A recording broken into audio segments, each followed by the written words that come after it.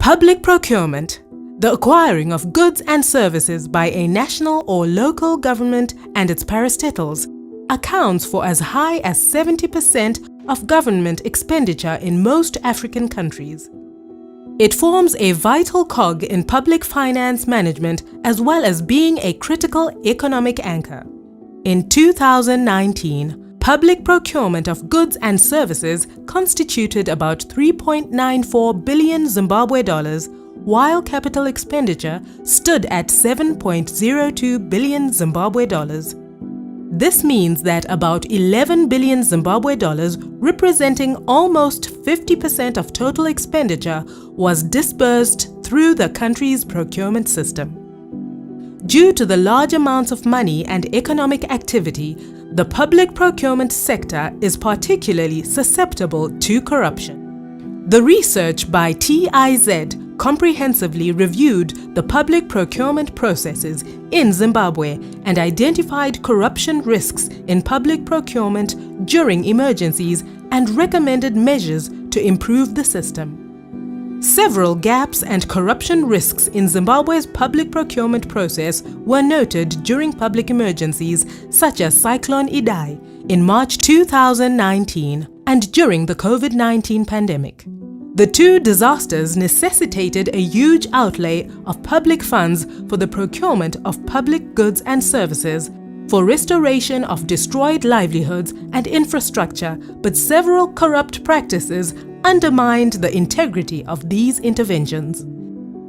E-procurement, however, has proven to be highly effective in reducing collusion or bid rigging by the suppliers as information is captured into a securely operated electronic system.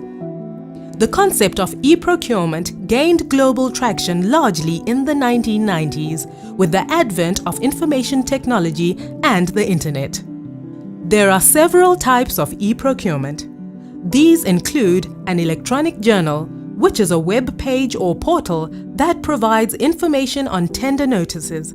There are also complex forms which include e-tendering, e-catalogs, and e-auctions. Countries can adopt e-procurement as a system of sequenced activities, given that embracing e-procurement is a long process. The activities range from the pre-award stage to the post-award phase, with both processes having sub-components which are all done electronically. While e-procurement has been embraced by many countries, several of them have only reached the e-submission stage. Based on the World Bank's EGP guidelines, only when a country has completed the pre-award phase is it considered to have attained the minimum EGP service level. It is this minimum level that Zimbabwe would be expected to aim for in its initial phase of e-procurement. The evolution of the procurement system for Zimbabwe can be traced back to independence in 1980, when the new government inherited the Tender Board. The Tender Board was composed of officials from different ministries such as Health, Construction, Defense, Industry and Commerce, and was chaired by a senior official from the Treasury. The Ministry of National Supplies, created in the 1980s, was the responsible ministry before it was disbanded and the administration of tenders was reassigned back to the Ministry of Finance. It was only in the mid-1990s that the need for procurement reforms began to gather momentum in Zimbabwe. In response to the International Monetary Fund and the World Bank-sponsored Economic Structural Adjustment Program, ESAP, which ran from 1990 to 1995. As a result of the International Conference on Procurement Reforms in Abidjan, Ivory Coast in 1998, Zimbabwe created a procurement bill, which was passed by Parliament and became law in March 1999. These reforms became the first phase of procurement reforms after almost 2 decades since independence. The Procurement Act was administered directly by the Office of the President and Cabinet, with the State Procurement Board, SPB, being a regulatory authority for public procurement.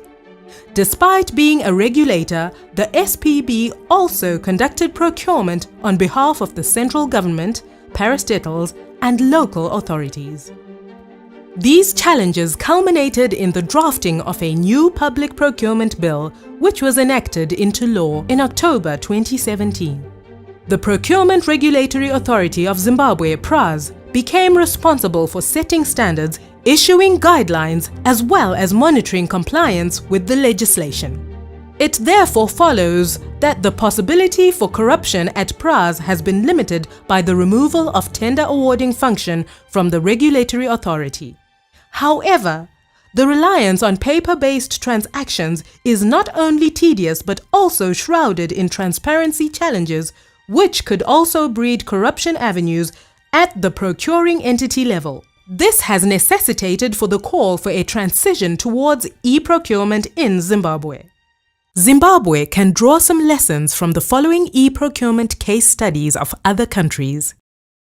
The journey towards the Korean e-procurement system can be tracked as far back as the period 1977, when the computerization of data management enabled the management of procurement data. However, online work processing only started in 1987. Although this was only limited to construction work contracts, the decentralization of procurement in 1993 from central to local government was also accompanied by digitalization of procurement administration in order to respond to the decentralization needs. The establishment of an e-procurement master plan in 1996 and the implementation of the procurement EDI project between 1996 and 2001 were key milestones. It was the announcement of the Procurement Electronic Data Interchange System in the year 2000 that also worked as a strong foundation for the comprehensive e-procurement system. The full e-procurement system, Korea Online e-procurement system, KONEPS, was adopted in 2002, which allowed for e-bidding and e-payment. In 2017, it was reported that about 87.7 trillion South Korean won, or $73.5 billion worth of e-transactions were processed through KONEPS by over 52,000 agencies, and about 8 trillion South Korean won, or $6.7 billion was saved annually due to reduction of paper usage and vendor visits to procurement agencies. On the 30th of April 2019, Ghana launched its public electronic procurement system, making it the first West African country to embrace public e-procurement. However, the foundation for e-procurement in Ghana had been laid as early as 2010, when the e-Ghana project was launched. The project was intended to ensure that there is usage of technology when government deals with the public. Funding of $2 million was eventually set aside by the World Bank for e-procurement to be part of the e-Ghana project. Phase 2 was scheduled for end of June 2019. It was set to cover all the 34 government ministries, public universities, metropolitan assemblies, and other selected departments and agencies. However, the deadline was extended to end of 2020, by which all public entities would be using the e-procurement system. The e-procurement system in Ghana uses the Open Contracting Data Standards System, a format where information is available at all stages of the procurement process. Rwanda is also among the first African countries to develop its own e-procurement system. As part of the World Bank's Program for Results initiative, about $12.5 million was budgeted for the establishment of an e-procurement system in Rwanda. This saw a joint venture being formed between the Rwandan government and Korea Telecom Corporation to create a company called EOS to be contracted to develop the e-procurement system in 2014.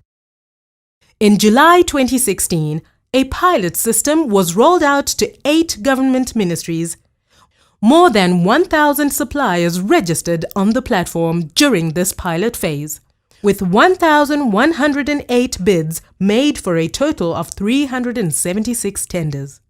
After a year of testing, the system was fully functional. Nearly 3,500 suppliers had registered and 685 contracts had been signed by December 2017. The system cost about $7.8 million to develop and $1.2 million to meet ongoing costs. The study revealed that there is a case for establishment of e-procurement in Zimbabwe, given that the legal foundation has already been laid. However, the following lessons learned from previous case studies are: strong e-government reforms should precede the launch of e-procurement. All public institutions in Zimbabwe need to have functional websites and should be familiar with online methods in preparation of e-procurement. Legislation amendments are needed to legalize the e-procurement process. Having a procurement legislation that is already cognizant of e-procurement, as the case currently in Zimbabwe, is a positive step. Partnership and expertise from experienced countries and having the World Bank as a technical partner was instrumental in Ghana and Rwanda. Interagency coordination and use of common standards is needed. It is important that key government institutions that would matter in e-procurement, including the Deeds Office, the Zimbabwe Revenue Authority, and the Central Bank, have intercoordinated mechanisms in ensuring that a system where information from them is gathered through a one-stop inline facility is possible. The Procurement Authority should lead the process. In all the countries, the e-procurement is managed by the Procurement Authority. It is also critical for PRAs to start developing expertise in designing e-procurement compliant systems, which can be leveraged upon when the program kicks off. Data security needs to be strong to ensure that there are no confidentiality breaches and hacking, which reduces confidence on the system. Strong commitment from leadership is important.